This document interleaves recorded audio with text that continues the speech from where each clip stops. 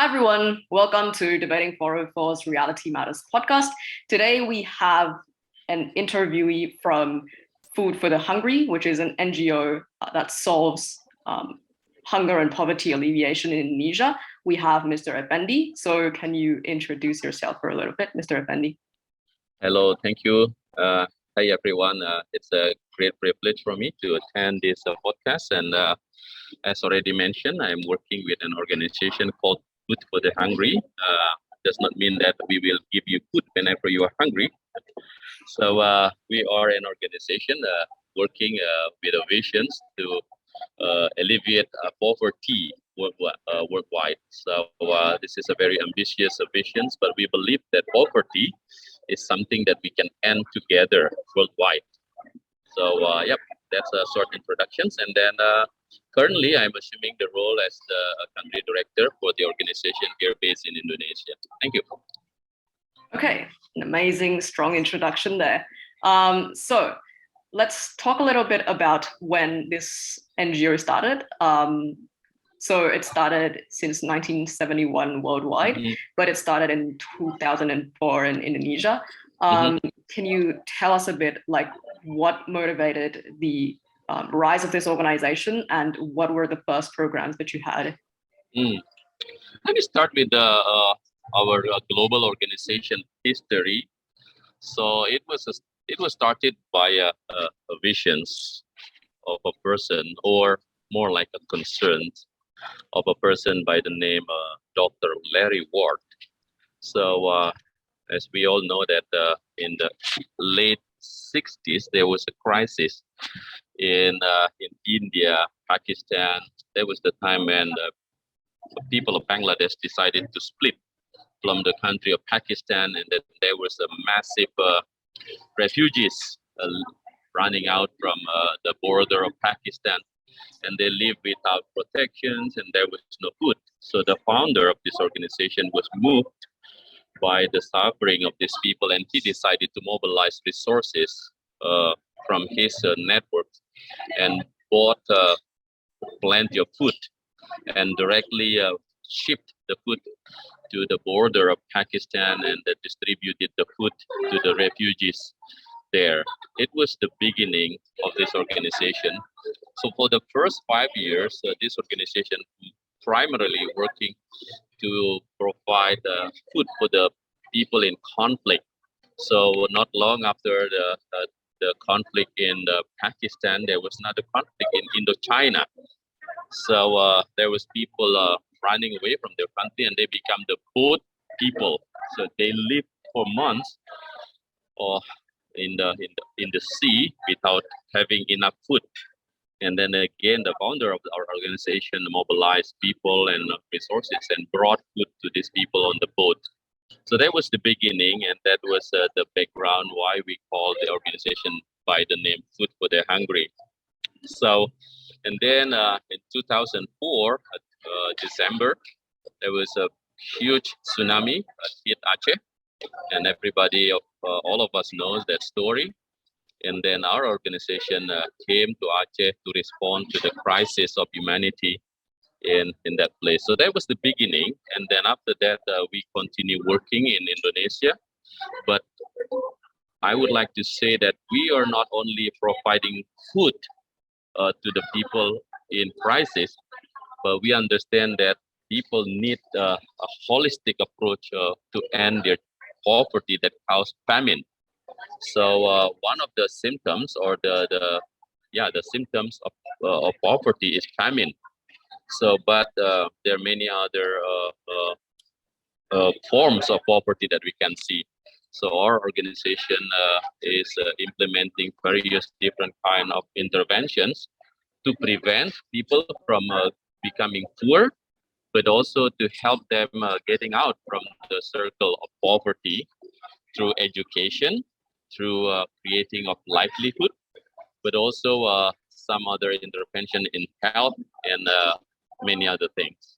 So that's a kind of like a short descriptions about our organization in Indonesia, but also worldwide. Currently, we are working in more than 20 countries in the world, including Indonesia.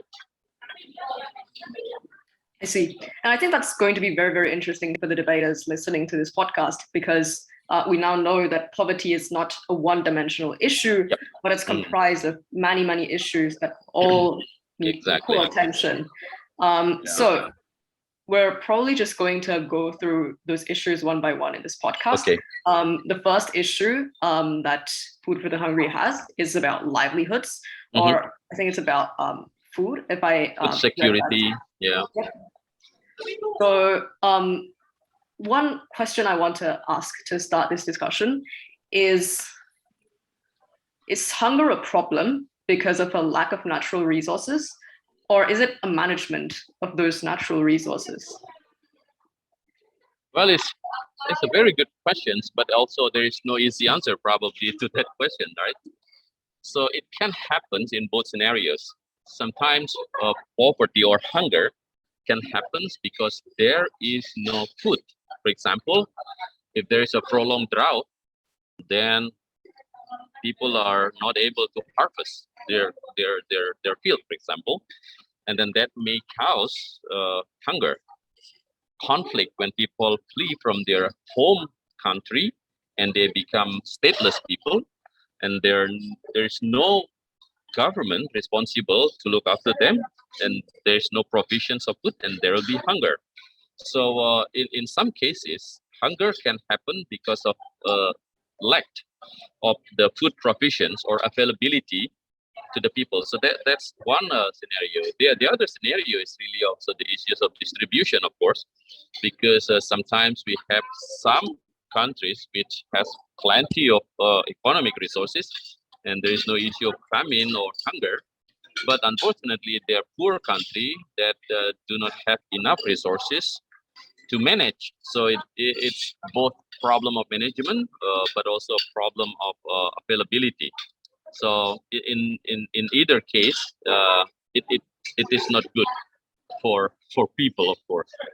Yeah. So, for example, in event of disaster, for example, if the intervention is not prompt, is not rapid, people who are affected by the disaster, natural disaster, can experience hunger. So that is the time when there was either a natural disaster or man-made disaster. It is very essential. It is very imperative for us to immediately provide food, because that is the first risk that people can face: hunger, physical hunger. Yeah. I see. So it's the first risk during disaster that's very, very urgent to solve. Yeah. So when that happens, what are the options of an organization? What are the things that you can immediately do to try to minimize the damages, to try to minimize that hunger? First of all, I think we recognize that there is no one organization can help people when there is an event of disaster. So it is very necessary for all organizations to work together. And then part of the thing that we do, for example, we know that once if there is a disaster occur, then an organization like ours usually will quickly mobilize resources. For example, we have a standby budget, standby fund that we can immediately release to purchase food and to distribute the food to the affected people if there is an event of disaster. So, but in the country like Indonesia, where people are scattered and divided by waters in the different islands, it is very good to make sure that we have network, for example. So we recognize, for example, our organization, if there's an event of disaster that happens, for example, in the islands of Natuna, for example, and if there's nobody there, and then the risk for people to experience hunger is very likely, because sometimes the transportation was disrupted. You cannot fly because the airport was damaged. So many other things can think. And also that was the time when government usually will step in and provide an emergency assistance, like using the Navy, Air Force and other things to make sure that the distribution of food will be quick enough. So usually the window for saving life and preventing them from hunger is only 36 hours after the disaster happened. Yeah. Right. So it's that urgent. It's only 36 hours. You have to. So your window of opportunity is only 36 hours. So that's what happens on the spot when a disaster happens. But I do believe that an organization must, keep on growing, and in order to like extend the scale of people that you can help, the preparation before those 36 hours probably matters more, right? So in regards to that, I wanted to ask, how do you try to expand your network or attract more people to participate in this cause? How does that work? Yeah, first, I guess let me answer from the second part of your questions. So increasing the awareness of the people, increasing the sense of solidarity of all people, that at the end of the day, we are all fellow human.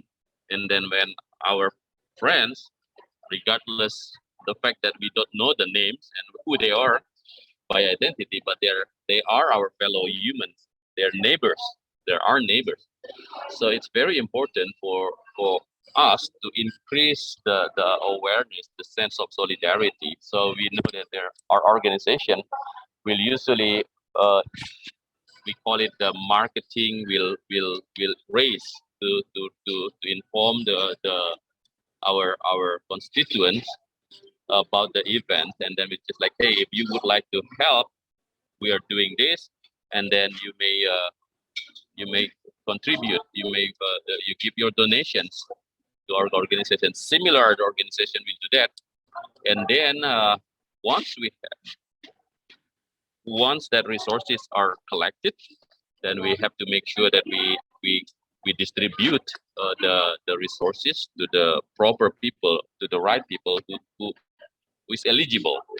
So in the disaster event, it is very important to make sure that when we give our donation, we give donations to the organization that has accountability, because who knows what? You give money to that organization, how do you know that the money will be delivered to the right person for the specific need? So organization like ours has a public accountability. So we publish our program and send support, and people can know what we have been doing and how much resources we have raised. So the more we can do that, the more we increase trust, because once trust is betrayed, you know the rest, right? And then people said, I'm not going to give donations for any disaster anymore, because once I give this much of money and that it was misused. So it is very important. And then we know that there's some stories when the accountability is poor, then it is not good. So I would say that first we increase awareness, we raise solidarity, we increase our accountability, we become more transparent, so that people trust that their donation will not be misused. And also we work with partners that we also trust. So there's some key element of working together to make sure that the trust from the donors will be maintained, will be respected. Yeah, I don't know if that answers your question though.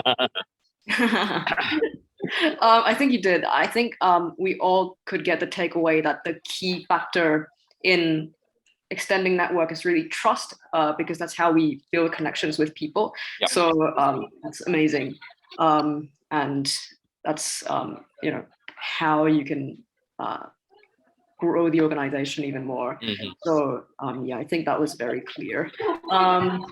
So the next issue I want to cover, still on actually the topic of hunger, is what about the production? Because we've talked about the distribution of food.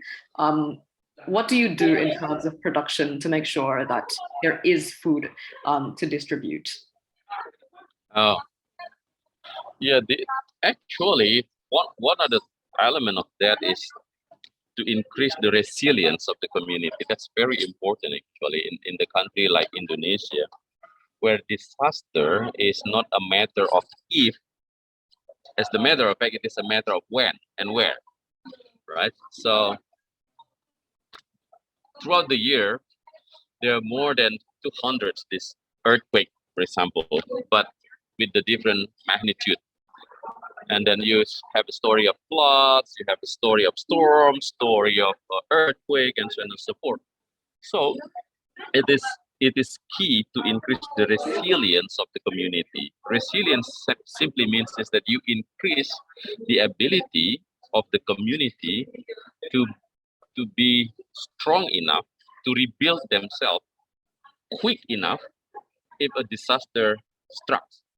If a disaster struck, they had enough capacity inside the community to build better, they call it, or to stand strong. So this is another element of our organization that we do. So this is part of preventive or increasing the resilience, the strength of the community against potential disaster that may happen. So part of that is also, for example, we said that, okay, what are the risks if disaster happens? Scarcity of food, all right. And then you need to start putting together a plan that you don't depend on the outside supply. Secondly, you need to start building together a communal storage. So in the rural area, we encourage people to build a communal storage in the safe place. So at least if there is a disaster happens, the food scarcity will not be an issue. They can go directly to the community storage, and then get enough, for example, cassava or corn or rice, and that can help them to survive for the first few days until outside help arrive. So again, that is the time about giving them opportunity for the first 36 hours to survive until outside help arrives. So that's a kind of like the idea behind it. So we train them how to produce food for themselves, to preserve in the good way, and then to manage for the distribution. So they need to do so. Unfortunately, the local wisdom of having, like, what do you call it, the neighborhood group, or what we call it, the village storage has not been practiced. It has gone from our practice, but it is actually it's a very good local wisdom that we need to preserve. You can imagine if something happens in the very remote area, like I said earlier, it would take days until outside help arrived. Mhm. And then what happened? So they need to survive. So self-production is very, very key for resilience actually. So it's productions and preservations, and also distribution. So there are three elements of that to Right. increase the resilience. Yeah. In terms of the communal storage, why was it like discontinued? Why is it not practiced anymore, if I may ask? I don't know. I haven't really done the study, but I think part of that is because it is not considered practical. So we moved away from agricultural, because that is a very agricultural tradition. So we have shifted away from very strong agricultural to the more what do you call it, the trading culture, trading economy. So from agriculture economic that based on production, now move to the trading. So people start thinking that, why do I need to preserve the food? As long as I have enough money, I can buy. But in some cases, it doesn't matter whether you have money or not. It's not there. It's not available. What can you buy? So that is a tragedy. So we when the economic has shifted away from agriculture production based to the trading economy, it usually people said it's not practical. We like something practical. So Right. yeah, maybe that is just my maybe. I'm not sure. I see. I I see. haven't done any study on that. So that makes people allocate less resources on the preventive measures then, even though they're probably more important than the curative measures. Yeah. Right. Okay. Yeah. So to make just give a simple picture, like if we were in one neighborhood in the village, we don't preserve our productions. We don't have a mechanism to preserve our productions for the whole community. But when we harvest, we sell directly. What we keep money, right? But we export the productions to the buyer outside our community, and then disaster hits the community. But our harvest has all been sold away. So what do you have in your hand? You have cash. What can you buy? Nothing, because there is no food available for you to buy and that you can access. So that's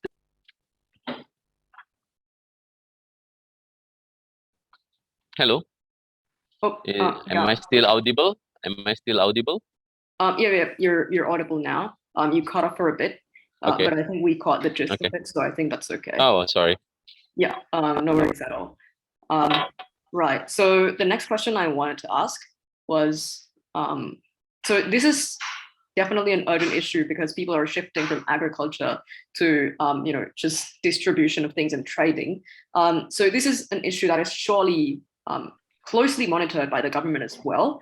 So in that kind of system where the government tries to resolve the issue as well, where do NGOs come in? Like, where is the place that NGOs exclusively help governments? What kind of help do you provide? Well, I'm not sure if there is an easy or quick answer to that very good questions, because it will relate with the policy. So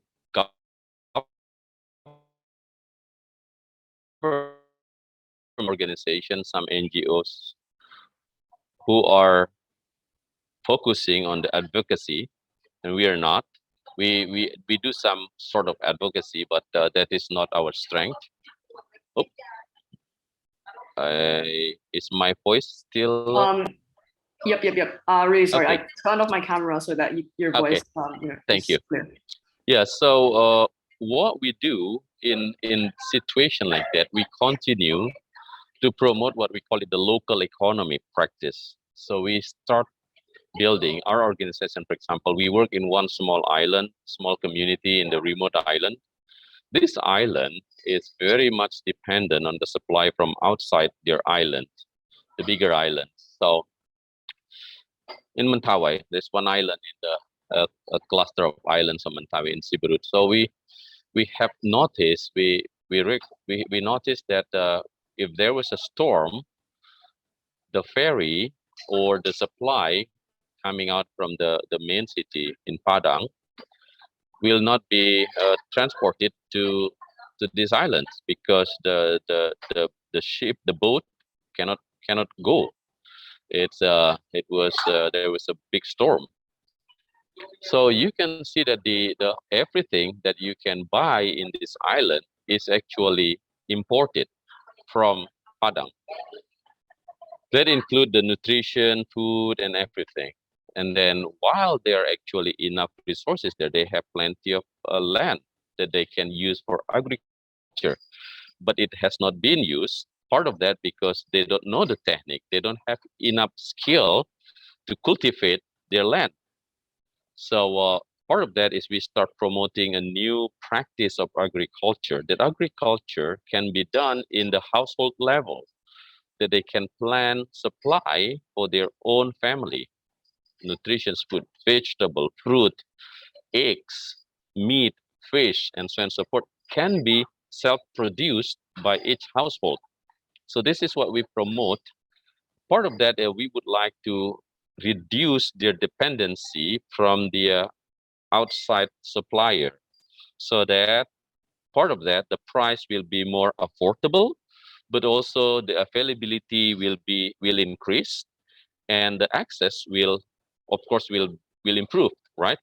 So when the availability grows, When the price goes down, it means the access for food will be improved. So that's a very small theory of creating a new small economic in a remote area like that island of Siberut where we work. So we are doing that. Is it quickly? Does it quickly change the whole picture of the economy of the people? No, it takes time. It takes time to start helping them to adopt a new behavior, a new practice of agriculture.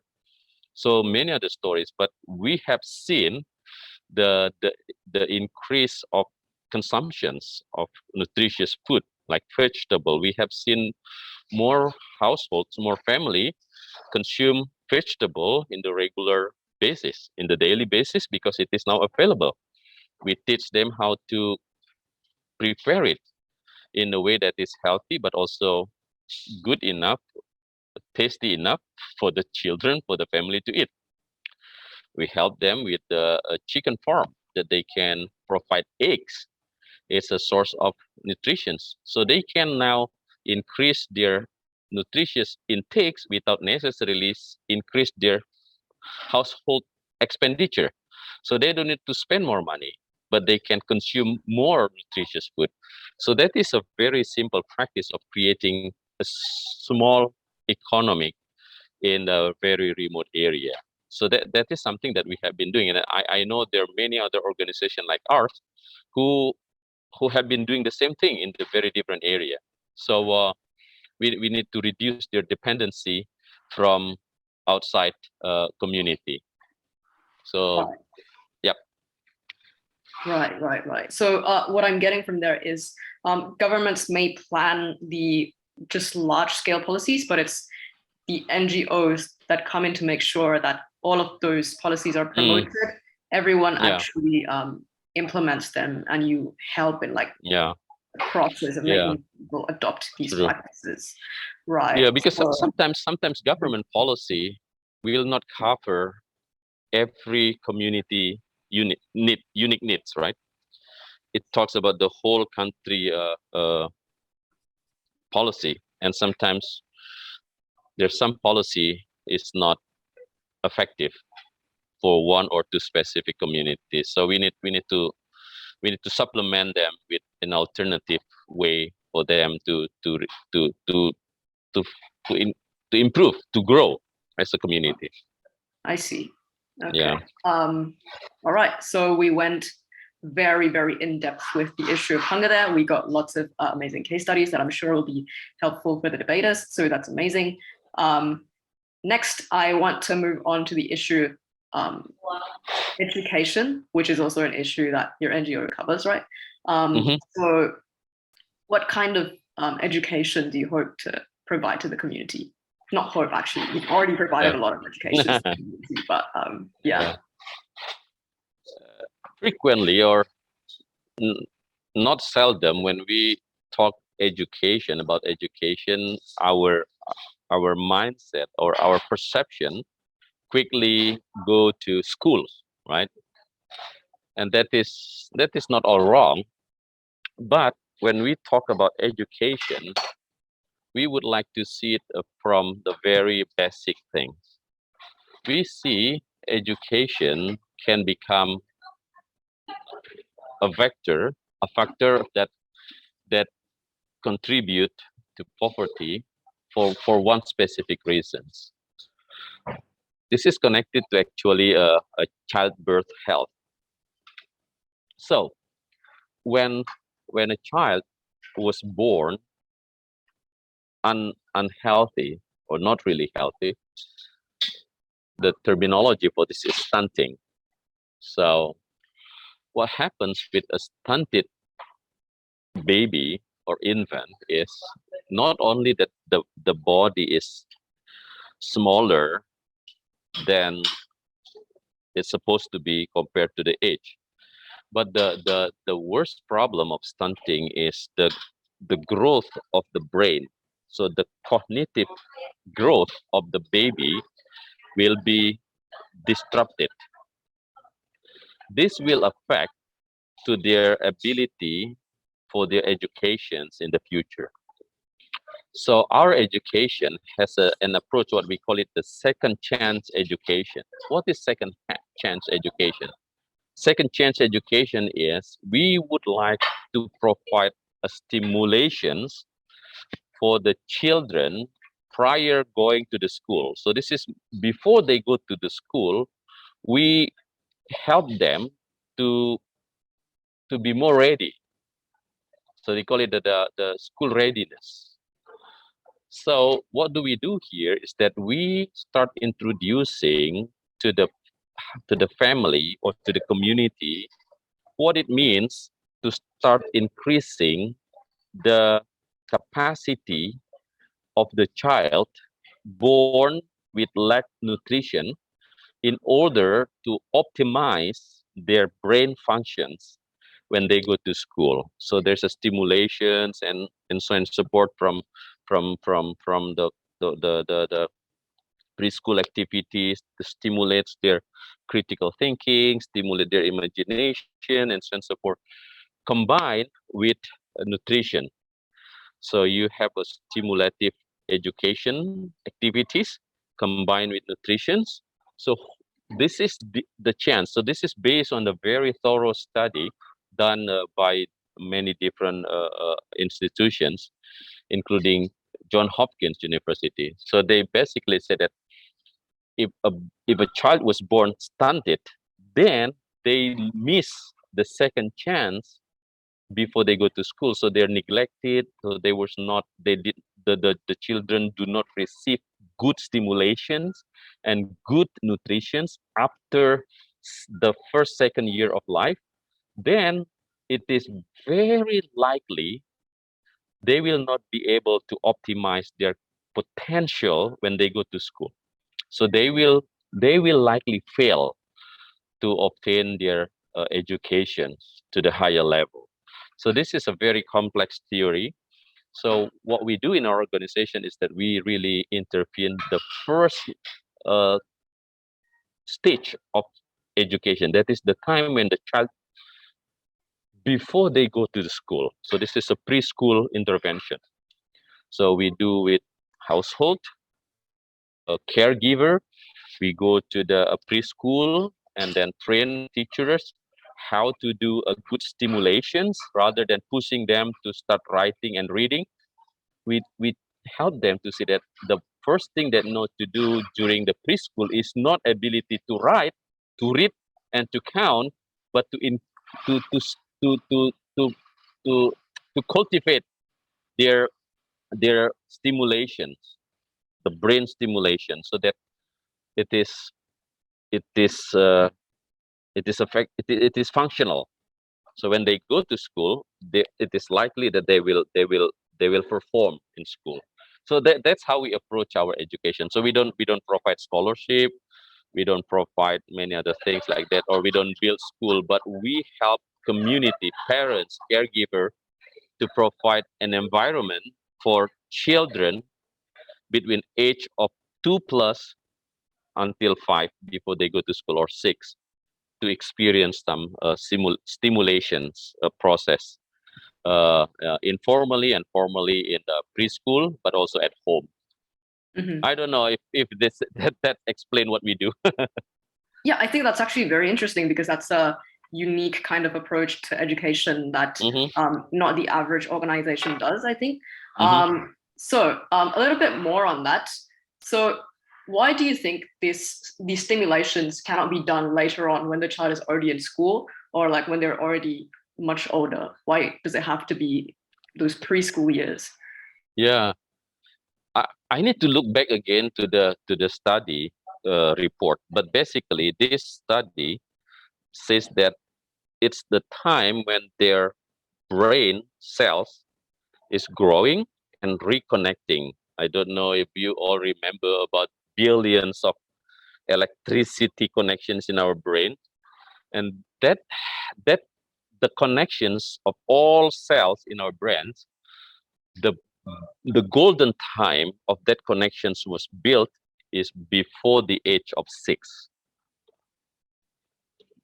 So that was the golden. If I'm not mistaken, I need to go back again to that research. But if I'm not mistaken, that was the golden time, and that is actually the second chance. So the first chance is when they are still in pregnancy. So the baby was in the wombs of the mother, receiving enough nutrition from the mother, and then when they're born, the first 6 months they receive the exclusive breastfeeding, and that is actually the first golden time. If we miss this, the second golden time is the age between 2 years until 6 years before they go to school. That's the time when everything is connected. It's built it during that age of time. So after that, the connections will be built, but it will not be reconnected quickly. And some of the cells will die or dysfunctional. So it cannot be reconnected. So it's very important for parents to understand that give stimulations, pictures, touching, conversations, those kind of things.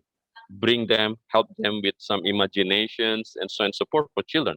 So this is part of the early childhood development process. So that's what we do. Right. I Yeah. think that's interesting because I feel like then the pattern of this organization is like you try to prevent every harm from even happening from the first place, so that you don't have to try to solve it when it gets a lot messier. So I think that's very, very important indeed. Okay, so that's education and the idea about childbirth as well, already covered.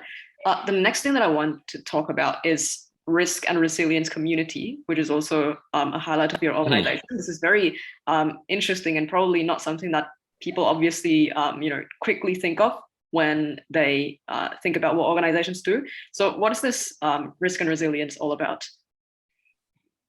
Yeah, I kind of like mentioned earlier, it's related to the disaster. So every community has their own a given risk, or we call it a hazard.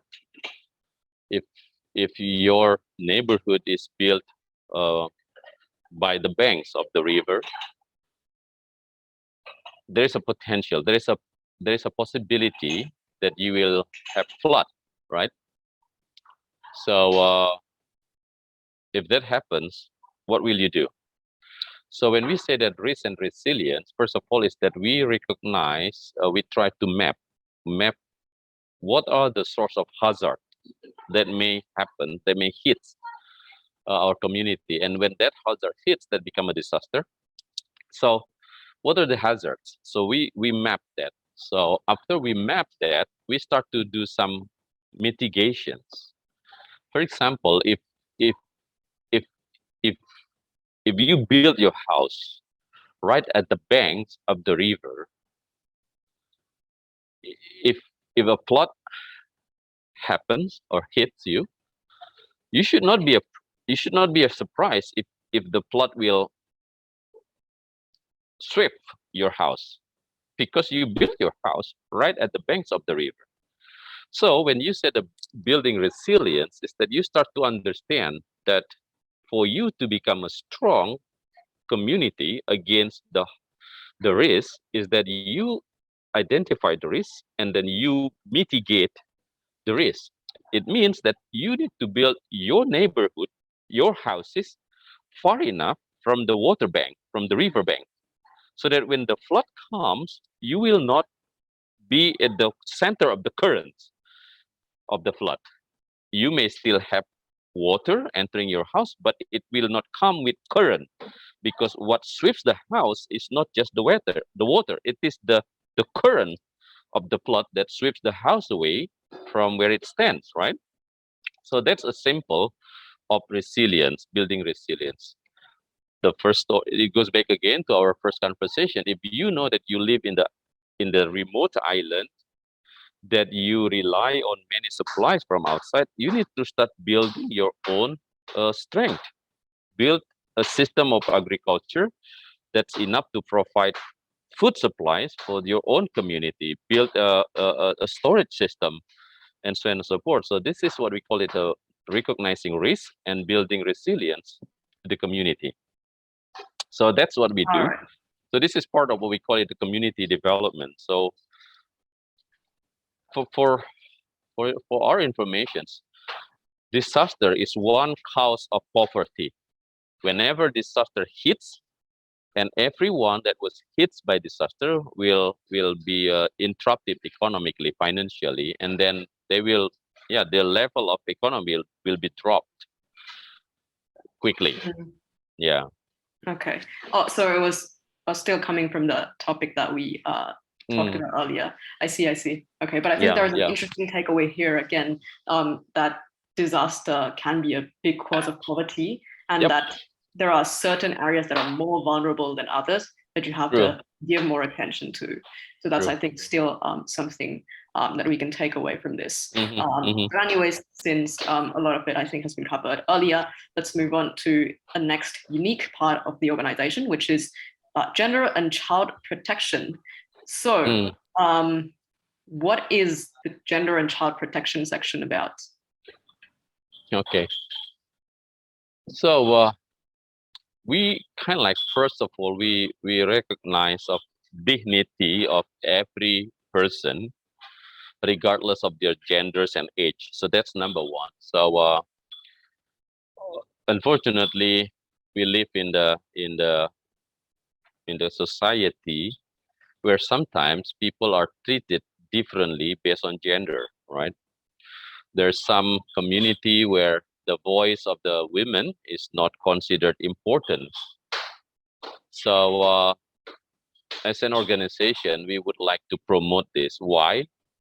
First, we recognize the dignity. So that is the bottom line value of it. So each person has dignity given by their creator, regardless of their gender.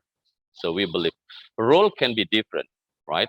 The role between female and male can be different, but the dignity as a person is equally similar. So the dignity of a male is no more than the dignity of a female. Because of that, we also recognize the potential. When we neglect to recognize, or when we fail to recognize the potential of women in the community, we actually are reducing the potential of the community, the collective potential of the community. As a matter of fact, the voice of the women can be full of wisdom. It does not mean that only men that has wisdom, although traditionally in some of our society we value, we incorrectly has a false belief, I would say, that men are wiser than women. It is not. So basically, when we talk about the gender protection, is that we would like to promote a new behavior in the community. Hopefully, that will build a new culture in the community that recognize that every person is equally respected, regardless of their gender. So we don't want to make a revolutions. Okay, I'll be back. Hi. Good. Really sorry. That was on my end. No problem. Yeah, no problem. I pause. Give me time to take a break. Okay. So we were still on the topic of gender. The child protection. You were saying you don't want to start a revolution, but yeah. Yeah, true. For example, in some of our very traditional community, we still see that there's some value. There's some value which marginalize the women, for example. Consider the voice of the women is minor or lack of wisdom, so to say. It's very sad. The right of the women is not well recognized and protected. So what we do is that we start to promote the understanding that a true strong community can be built when all potential in the community is unified and mobilized toward the common goal. That include the potentials of the women. How we do that, for example, we try to, one of our project is we promote the economic through the saving and lending group in the community. Interestingly, we specifically targeting women for this saving group. So by so doing, actually, we would like to give a demonstration to the rest of the community that, look, when you give opportunity to women, they can contribute to your community, to your family. And indeed, many of these saving group were able to collect and to bring a lot of quite enough money. So these mothers who are members of the saving group, they try to save money. Some of them only save money 5,000 a week, but they're collectively, and then all together they were able to to help send their children to school without borrowing money from others. And that's already a big contribution. When there is a religious festival, say Christmas or Eid al-Fitri, in the past, whenever they want to buy new clothes for that event, they have to borrow money from the money lenders.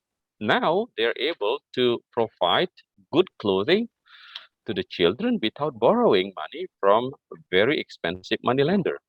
It is a small way to demonstrate that when the potential of the women is recognized and accommodated, they can contribute.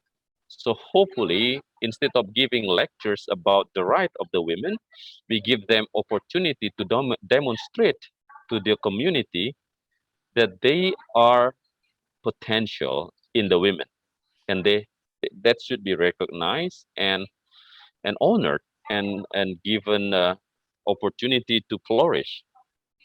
That's one example. What about children? Children is actually the future of the community, right?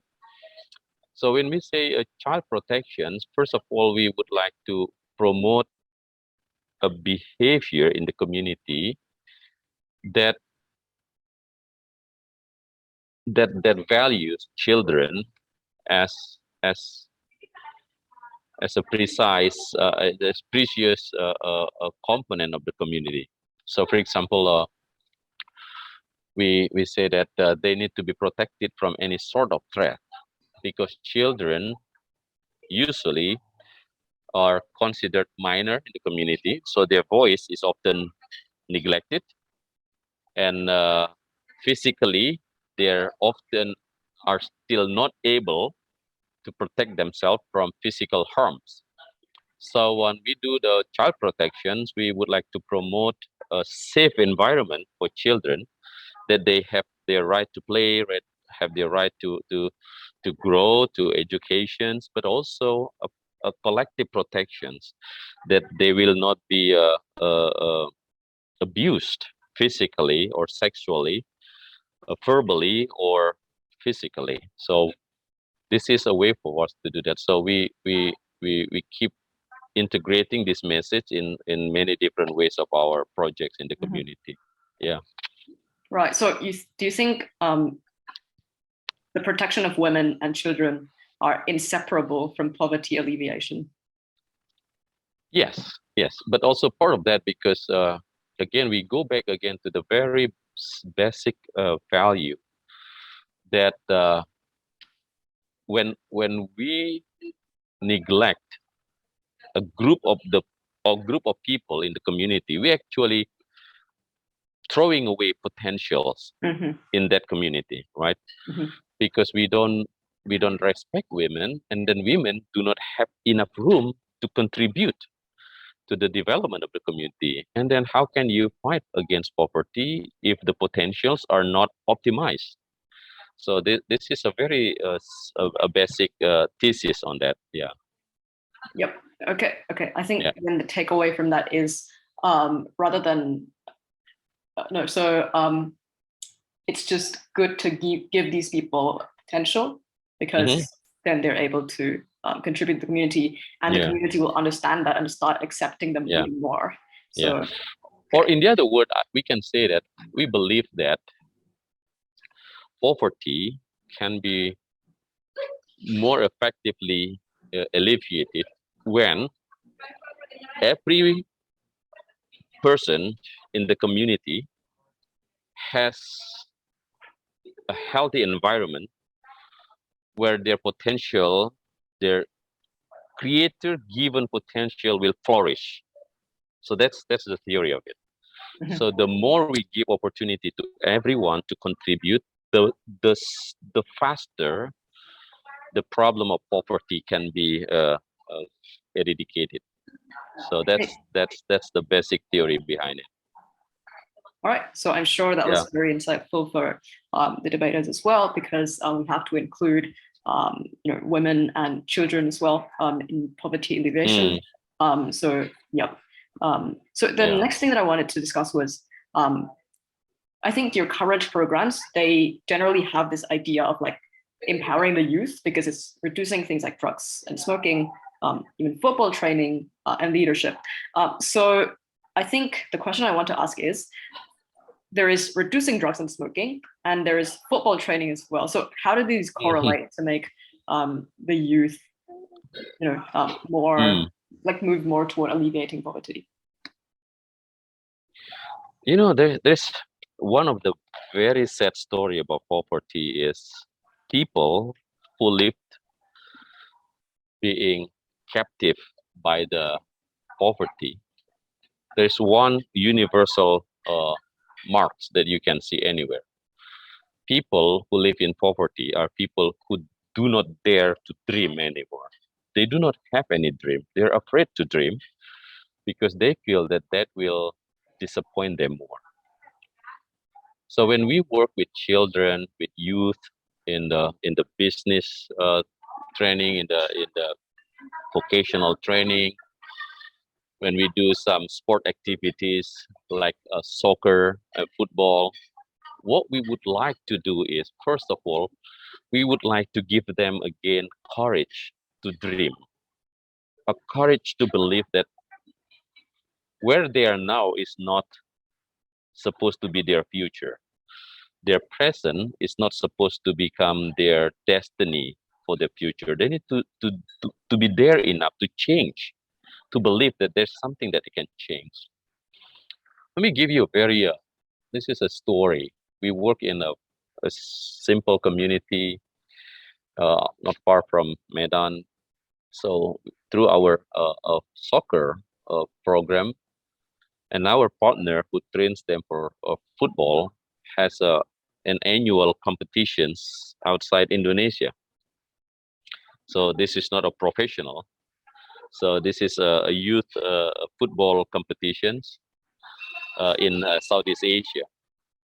Not very famous, but we selected several children from different communities, not only the most talented. Interestingly, our partner said that we select the one who is more disciplined, and then that is the asset, not the talent.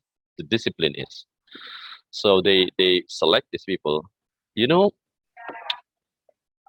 were most of these young people were the first person in that poor community who has traveled outside Indonesia. So when they realize that they're going to play football against players from other country, it builds a sense of confidence, as a build of confidence and a good positive value, self-value among themselves. That they say that I may be poor, but I have something that I can show to the world. I have potential. So this kind of demonstration is what we would like to see. If we have numbers of young people who have a more optimistic future, visions of the future, and that will become the first capital for the community to get out from poverty. So in fact, in our organization, we call our program, we build our program in the visions of success. So each community, we need to build visions of success for their community. So we bring them together and said, what kind of community do you like to see in your community 10 years from now? What changed? So we encourage them to dream better, because when they stop dreaming, it means that they don't have hope. If you meet people without hope, you cannot do anything. You're just done. So we need to install a sort of dream in the community, that they dare enough to dream, and then that dream will become the energy for them, so that we will not be the energy. They need to have energy in themselves, because our organization, our program is not the answer. The answer is in them. So once they have the courage to dream, they will start finding ways to realize the dream. So that's the philosophy behind it. Okay, that actually like sank in for a bit, and that was like very, very memorable, I feel. So the conclusion is that we have to make the people dare to dream, so that not only do they avoid the bad habits of smoking and doing drugs, but also they have the ability to develop their community and themselves. So that's amazing. Yep. I think we are almost 1 hour into this podcast now. So let's conclude this podcast with a conclusion. The last question I want to ask is, do you have any words of like encouragement for the audience who are watching this? Like how should we combat this issue together? Like this issue of poverty alleviation. First, I would like to say that poverty is not a curse. So if we see people living in poverty, we should not feel that it is a curse. Poverty, I guess, is opportunity for us. If you are not living in poverty and you see poverty around you, it is an opportunity for us who are not trapped in that poverty to see that as an opportunity for us to share our solidarity with them, to exercise our humanity to those who live in poverty, and to walk together with them, to give them hope, to give them dream, to make them believe that what they experience today is not their destiny. They need to change their destiny. And I think it is an opportunity for us to go alongside with those who live in poverty and to become a good neighbors to them, and to share our solidarity as a fellow human to them, to exercise our affections, to exercise our sympathy, and to exercise our dignity as a human being, that we are created to help others. So that's a short word from me. Thank you very much for this opportunity. I'm very encouraged for our conversation, and looking forward to hear some feedback, or to another opportunity to discuss more about how we can change our world, and to make a world without poverty one day. Thank you very much. I really appreciate it. Thanks. Wow, I think that was very well said. Like, I'm seeing that debaters can use these words as like the opening of their speeches. Poverty is not a curse. We have to exercise our dignity towards the people around us. I think that was very, very well said. And thank you so much for all your insights. We were really, really happy to have you in this podcast as well. So, yep, I think that concludes it. Thank you, Mr. Effendi, and thank you, everyone. Thank you very much. Thank you.